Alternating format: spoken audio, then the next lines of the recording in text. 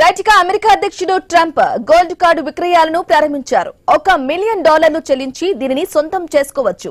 అగ్రరాజ్యంలో నివాసం పొందే అవకాశం పొందవచ్చు. అదే కంపెనీలు విదేశీ ప్రతిభను నిలుపుకోవడానికి $2 మిలియన్ చెల్లించాలి.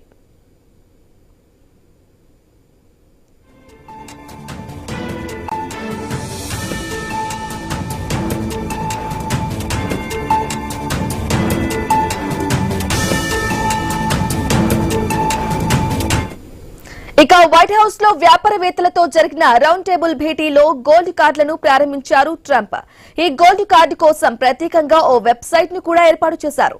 1990 నుంచి అమల్లో ఉన్న EB-5 వీసా స్థానంలో ఈ కొత్త పథకాన్ని తీసుకొచ్చారు ట్రంప్. మోసాలు, అక్రమాలను అరికట్టాలనే ఈ నిర్ణయం తీసుకున్నట్లు ట్రంప్ తెలిపారు.